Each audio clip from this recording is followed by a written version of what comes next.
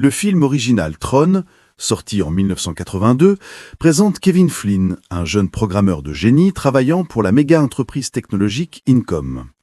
Flynn crée plusieurs jeux en utilisant le système central de la société, mais avant qu'il ne puisse présenter son travail, un autre programmeur nommé Ed Dillinger lui vole ses créations et les présente comme les siennes. 3 ans plus tard, Dillinger est devenu un haut dirigeant d'Incom, tandis que Flynn, renvoyé, tient désormais sa propre salle d'arcade. L'entreprise est désormais contrôlée par une intelligence artificielle appelée le Master Control Program ou MCP, créé par Dillinger. Toujours amer d'avoir été trahi, Flynn utilise un ancien programme qu'il a développé, appelé CLU, pour pirater le MCP et trouver des preuves du vol de Dillinger.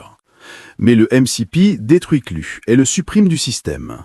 De son côté, Dillinger découvre que le MCP gagne en puissance et en connaissance, et qu'il prévoit de prendre le contrôle des systèmes de défense du pays, convaincu d'être supérieur aux humains.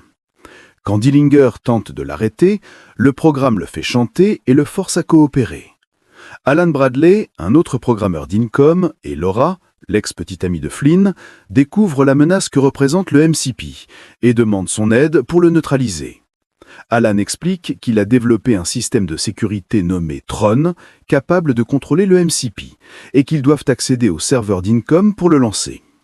En s'introduisant dans le siège de l'entreprise, Flynn est confronté au MCP, qui utilise un laser expérimental pour le numériser à l'intérieur du système.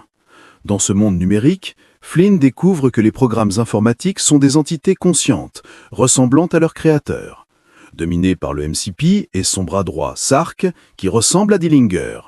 Les programmes qui refusent d'obéir sont forcés de participer à des jeux mortels, où la défaite signifie leur suppression définitive. Flynn est obligé de concourir dans ces jeux et se lie d'amitié avec Ram et Tron, ce dernier ressemblant à Alan. Comme il est l'auteur de plusieurs jeux, Flynn se montre très habile. Durant un affrontement en Light Cycle, les 3 réussissent à s'échapper de l'arène, mais Tron est séparé et Ram gravement blessé.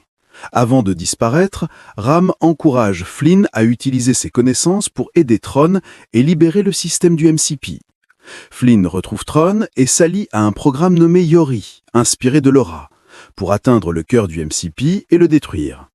Mais Sark les intercepte, capture Flynn et Yori et semble tuer Tron.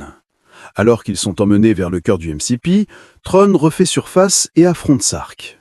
Flynn réalise qu'il peut manipuler le monde numérique grâce à ses compétences de programmeur et distrait le MCP assez longtemps pour que Tron détruise son noyau, tuant ainsi Sark et le MCP. Libéré de sa tyrannie, le système numérique retrouve sa paix. Flynn est renvoyé dans le monde réel avec l'épreuve du vol de Dillinger.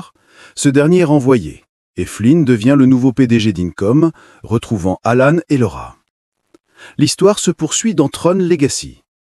7 ans après être devenu PDG, Kevin Flynn est désormais père célibataire et a créé un monde numérique appelé le Grid, où il travaille avec Tron et une nouvelle version de CLU. Flynn raconte ses aventures à son fils, toujours jusqu'au jour où il disparaît sans laisser de traces, laissant Incom au bord de la faillite et Sam, orphelin. 20 ans plus tard, Sam, devenu adulte, reste actionnaire principal d'Incom, mais méprise ce que l'entreprise est devenue. Il s'introduit dans le siège pour publier gratuitement le nouveau système d'exploitation, provoquant la colère des dirigeants, sauf celle d'Alan, toujours fidèle à Flynn. Alan annonce à Sam qu'il vient de recevoir un appel de l'ancienne salle d'arcade de son père, fermée depuis 20 ans. Intrigué, Sam s'y rend, découvre le bureau secret de Flynn et se retrouve numérisé dans le Grid. À l'intérieur, Sam est forcé de participer à des jeux de gladiateurs numériques. Après un duel contre Rensler, Sam est blessé et saigne, révélant qu'il est humain. Rensler l'emmène devant le dirigeant du Grid, CLU, une version plus jeune et corrompue de son père. CLU oblige Sam à combattre dans un match de Light Cycle, mais il est sauvé par Cora, une apprentie de Flynn, qui le conduit jusqu'à son père. Flynn explique qu'après avoir créé le Grid avec Tron et CLU, une nouvelle forme de programme, les ISO, est apparue spontanément. Flynn les voyait comme un miracle, mais CLU les considérait comme une erreur et les a exterminés, trahissant Flynn, tuant Tron et prenant le contrôle du Grid. CLU a envoyé le message à Alan pour rouvrir le portail vers le monde réel et préparer son invasion. Maintenant que Sam est là, il veut utiliser le portail pour conquérir le monde physique avec son armée numérique. Clu attaque Flynn, Sam et Cora pour récupérer le disque d'identité de Flynn, nécessaire pour accéder au portail. Les trois parviennent à s'échapper. Mais Cora est blessée. Flynn révèle à Sam qu'elle est la dernière des ISO. Alors qu'ils se préparent à affronter Clu, Flynn et Sam se réconcilient enfin comme père et fils, et Sam se rapproche de Cora, qui rêve de découvrir le monde réel. Mais ils sont interceptés par le vaisseau de guerre de Clu, où Flynn découvre que Rensselaer est en réalité Tron, reprogrammé par Clu.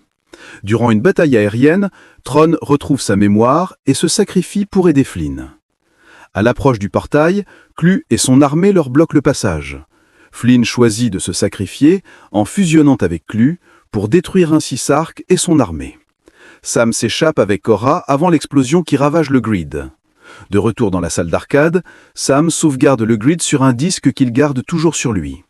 Avec l'aide d'Alan, il prend la direction d'Incom et retrouve Cora, désormais humaine, prêt à lui faire découvrir le monde réel.